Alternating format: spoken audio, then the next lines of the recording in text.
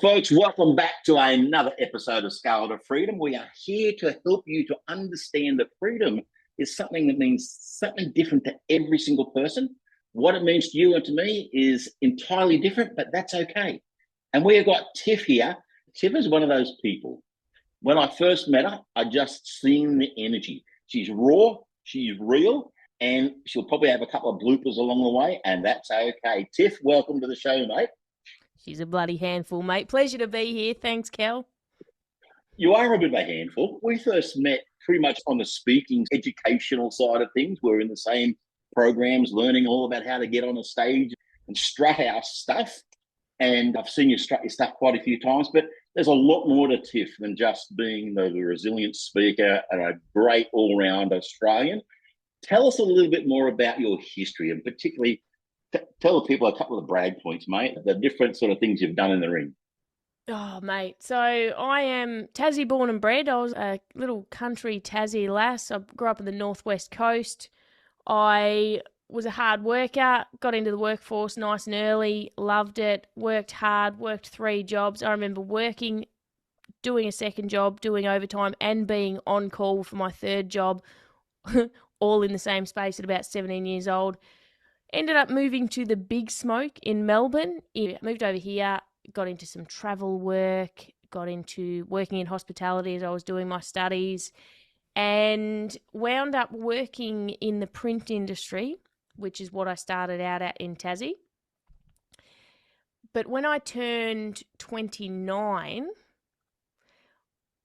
I set my sights on a little poster in a gym that was advertising a boxing challenge, and a little rambunctious, loudmouth Tassie chick decided she was going to step into the ring and be a professional boxer for a night. So that was a pretty pivotal moment in my life, probably one of the big pivotal moments that I didn't realise I was in the middle of it.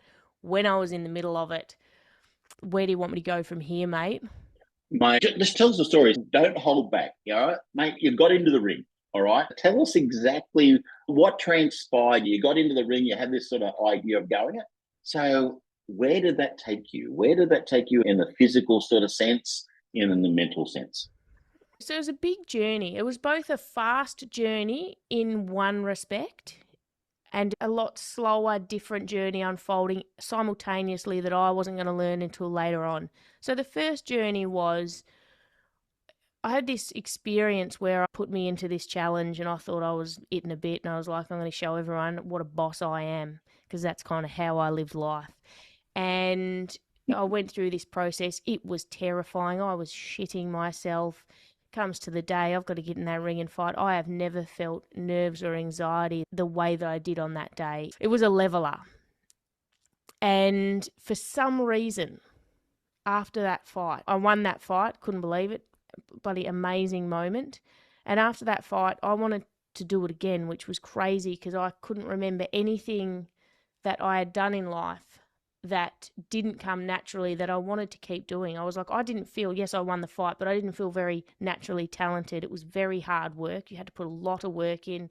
You have to turn up listening to an inner critic that tells you are the worst person in the gym. You don't belong here. You will not win. All of the stuff comes up for you. And I'm like, why do I want to do this again? That's the fact that I wanted to, I found a very intriguing concept. So that captivated me. I did 4 of those corporate challenges over the next 2 years. So they're a very fun and friendly environment to train up for such a big, scary thing.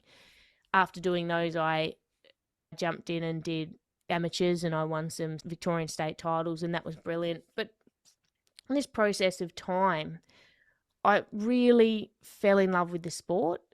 I go all into things, so I'm rocking up probably a little bit before my work day was meant to end. But in the back of my mind, I'm thinking, you probably should focus on your work. I was in sales. I was in a job where you work hard, you get rewarded. And I'm thinking, you're going to burn yourself here because you're not focusing on your job.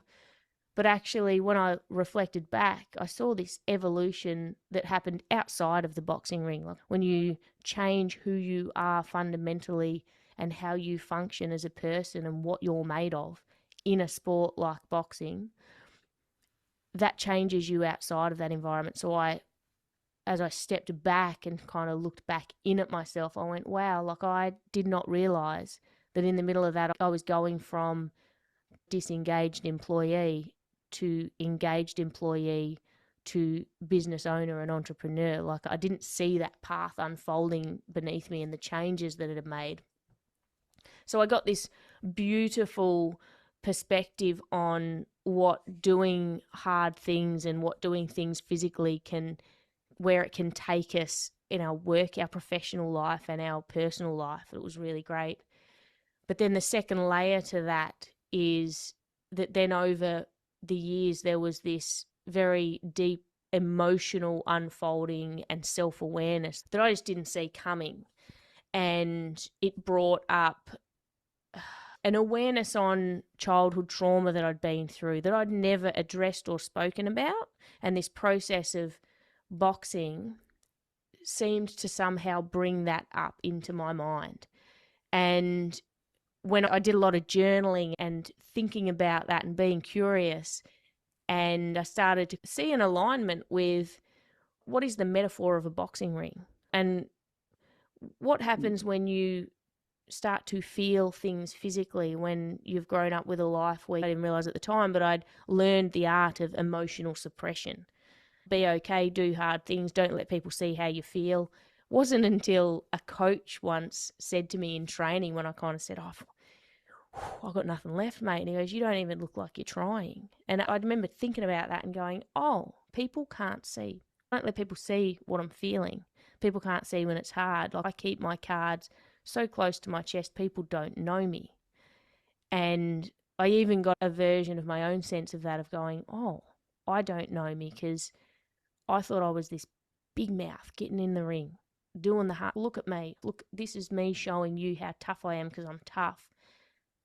But I realised that actually wasn't the case. That was a facade. That was this thing that I was doing to try and show myself that I was tough, and made me ask the big questions under that. If you're not scared of a punch in the face, tough girl, what are you actually scared of? And you sit with a question like that long enough and something will come up and you'll know it. And it did for me. And I was like, oh, being seen, being vulnerable, being connected, being intimate. I was like, oh, I'm scared of so much. It wasn't courage that took me to moving to Melbourne. It was fear. It was fear of abandonment. It was fear of not being enough. It was the shame of the stuff that I hadn't spoken about or dealt with. There was so much stuff. And to have an environment where you can be introduced to those parts of yourself, so powerful. Oh, mate. And I want to say thanks, Tiff. You've gone fairly deep there. And for those people listening, understand that we're not saying you've got to jump into a ring to face those demons. We don't want you to necessarily take a punch in the face, but if that's what it takes, go for it. It resonates with me. And I've shared my story many a times here on the show and with you personally as well. I went on a bike ride and it was that exact same thing. I put myself out there for that detail, but there's these moments in life when you do something that really is way outside of your comfort zone, but you just know you've got to do it. I think that's the trigger point, is when you actually go, hang on a second, I'm going to do it, but then you realize there's something way deeper. And I guess I just want to unpack that a little bit further, because you said about these other fears, fear of doing this and the fear of doing that. These are all limiting beliefs that you possibly had in yourself. Like you said, the trigger point was stepping into the ring. What were the other factors? What were the other things that really helped you to now face those realities? And you're probably still doing it. So I'm getting a bit vulnerable here. But the reality is we're always on a journey. What were the other factors? You stepped into the ring, willing to take the punch in the face, and then all of a sudden, bam, you're hit with this left field mindset, thinking, learning beliefs.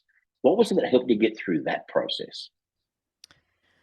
I think this realization for me of being accountable to own up to who I was and who I wasn't. And the thing about a sport like boxing, and anyone can find their own version of a boxing ring. For me, it had to be a hard-hitting place that pulled no punches, literally or metaphorically. So for me, it was the boxing ring. But to go to a place where you are put into a vigilant fight or flight state, and your instincts dictate your behavior, not your decisions. There is no time to put on the tough girl mask and be cocky and tell people what you're going to do. Your body responds. You either fight or you flinch.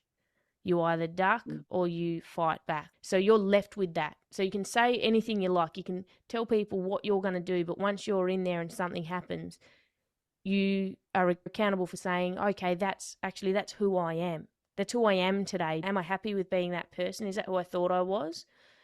If I don't want to be that person, I have to keep stepping into that. I have to keep turning up here and figuring out what I need to do to change who I am so I can be the person I said I was. So I can stop making noise about being courageous and I can just turn up and do what's best for me. And then there's another layer, I think, because this leans in a lot to that do hard things mantra, which hard things are great. But as you know from my keynote speaking, I've got a bit of a problem with the hard things mentality and resilience as an overarching theme, because it's very easy to use hard things to avoid the hard thing. It was very easy to step into the boxing ring and get punched in the face and pretend that was courage. It was very hard to open up and say, actually, I'm scared of abandonment. I'm scared of being seen. I'm scared of admitting what lives in my past and what I haven't dealt with. And I'm scared of what that has left me as a human. In boxing, when you first start out, in those first few fights as a novice, the person who can withstand the most and keep going will win. So you just need to weather the storm. But as you progress and you acquire more skill, that's a very silly game plan. And this is where this whole David Goggins do hard shit, do the work philosophy shits me. It becomes a very detrimental thing, because if you get to a highly skilled level, you get into the ring again and you're fighting stronger, faster, fitter, more amazing people. If you're just weathering the storm, you're hurting yourself. And also there's that psychological point is, if I'm okay with getting hurt at all cost to get this done, I don't think that's okay. There was a moment in therapy, this past of mine came up. I went, oh, that's interesting. I thought I'd left that behind, but apparently we can't just leave things behind and forget about them. So I had to dig it up and take it to therapy and go, hey, I've got this for you. Can we talk about it? And in this decision, I had this 3-year break due to injury from my boxing, and I was doing some therapy then, and I remember thinking, do I want to pull this lever on feeling and emotions and fix this stuff that I think is quite a challenge for me, because very strong trait in the boxing ring to not feel, to disassociate, to not feel, and to have that disconnection from those things. I chose to. I was like, yeah, I'd rather be a healthy human than a world champion boxer, so let's walk this path. It'll bring new challenges. I go back to training 3 years later with my coach, and he throws me straight into the ring first session with John Manu, awesome boxer, very strong. We're all doing round robin. I hadn't been training for ages. I wasn't fit. I certainly wasn't sparring fit. And we get in there and there's a different fighter in there. I was like, I wonder who I'm going to be. And that was exactly it. It was like, oh, I actually did not want to walk into the punches. I had trouble staying in and wearing the shots the way I used to. I was like, it was twofold, because I come out of there and went, oh, that's annoying, and oh, bugger. But also, oh, wow, I translate that to someone who now has a little bit of self-love and self-care. Oh, I actually care about myself enough to not get hurt and damaged in the process of striving towards a goal. And I think we miss that piece. There's nothing tough about driving yourself into the ground to prove a point on a decision you've made that you want to show the world. Tiff, folks, I say this quite often. You need to just take a pause for a second, maybe even rewind and go back over those last couple of minutes of this podcast and really deeply listen to what Tiff just said. Is, if I reflect this back to you right now, Tiff, you've just told people that you've got to love yourself. And in business, when we talk about wanting freedom and wanting to scale, so often the business owner, the entrepreneur goes, oh, I do 80 hours a week and I work hard and I do it all myself. Can't trust anybody. That's the same sort of thing. It's like they're just going in and taking the punches, and it can't happen forever. At some stage, you've got to love yourself if you want to push on to that professional level to be able to have a sustainable career in boxing. You can't just keep on taking hits in the face every day. And it's the same in business. You just cannot keep on taking the hits. Being there, multiple breakdowns, health going into the toilet every 5 minutes. Your body and your mentality just can't take the hits. You've got to love yourself, step back and say, how can I just do this better? Mate, I could wrap this up right now and I'll be very happy here. I don't know about the listeners, but I think they'll probably want a little bit more from it. I'm loving it. You've gone out of the ring. Let's move this forward. We met each other in an environment that was all about you becoming a professional speaker. And folks, if you ever get a chance to go and listen to Tiff speak, you'll be changed forever. You should be changed by this podcast, but when you listen to this woman speak from the heart, soul, her very being, it makes a difference. So, mate, you got into that space. And I remember the very first time I met you and how shit scared you were that you were actually going to have to get on a stage someday and how to put it all together. Tell us how that boxing and that change in that boxing ring, and then you use those skills of resilience and loving yourself, moved forward into the business world. The lessons I teach in resilience or leadership or self-awareness directly correlate with the sensations that exist in a physical space like a boxing ring. And it always makes me laugh because some of the stories and lessons I share will show up just the same way they used to for the boxing ring in speaking. For example, I talk about how your perception of your performance is sometimes wildly different to your performance.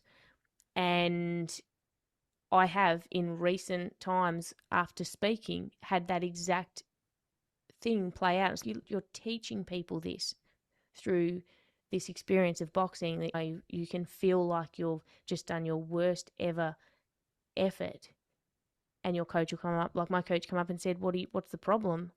That was the best you've ever sparred, and no one's ever put that much pressure on this particular fighter in this gym, and you're 3 weight classes lower than her and 10 years less. There's your evidence. You go, oh, so I can tell that story in the middle of being in the middle of that experience again. So you have a reference point and an understanding of, oh, okay, there's our physiology, there's this stuff that happens, and there's this way that we get to interpret it. In boxing, you learn that there is adrenaline and fear and nerves, and there's this physical sensation that grips you, and it can make or break your performance. And the only control we have over that is the relationship that we build with what we say is happening. Are you excited? Or are you nervous? Are you scared? Oh, okay, this sensation means there's adrenaline in my system. My first amateur novice title, I was diagnosed with, actually I wasn't diagnosed with it till later, but I had this debilitating pain in my lower spine. It was a stress fracture. I did not feel that on the day, but for months leading up to it, I was inhibited from training so many times in so many ways. Adrenaline masks that pain.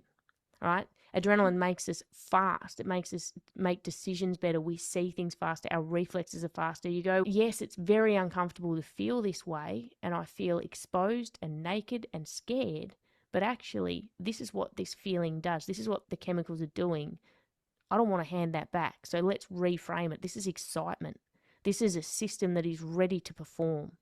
Like before I hopped on stage speaking event that you met me through, I was listening to Rocky and pacing around, shadow boxing in my mind. I was going, this is the right state. I know how to create the state I need to be, and I know who I need to be. I know the fighter that needs to get on that stage in this environment, and I know how to get that. So I put Rocky in my ears, and I took myself to a space. So you learn how to control your state, control your physiology, and have an understanding around perception. So good. But it's great. It's the control. Sometimes you've got to go through the school of hard knocks. You've got to take them. But it's what you learn through that experience. What is it you've learned that you can take forward? And what is it you've learned that you've got to leave your crap behind? What are those things that excite you, that motivate you, that don't damage you long term? So it's been cool. So tell us a little bit of what you're doing now, mate. The absolute amazing Roll for Punches podcast happening. You're doing some speaking gigs. You've just been telling us about some new stuff you're looking to launch. Tell us a little bit more about what does today and the future look like for Tiff Cook? Yeah, it's really cool actually, because I feel like today I see so many different components of me coming together at one central place, which is awesome. So there's Tiff the boxer, Tiff the fitness coach, Tiff the speaker. I'm obsessed with resilience. I started podcasting when we got locked down in 2020, and I've done 1,030 podcasts since then. So this to land in a space where I realize now the resources and learning and understanding that has developed throughout all of that. Like sometimes I think we don't realize, we judge our behavior and our choices and our actions and our perceived failures as that. And I've tried and dived in headfirst to so many different little things along the way. And sometimes I take something off a shelf and go, this is the thing. And then sometimes I put it back for a bit. I've learned to realize that sometimes you put it back for a little while because soon that's going to fit somewhere. And I think sometimes, especially for us like entrepreneurs or sole traders that are trying to make sense of our identity in business, it's a hard place. Like it's a lonely road.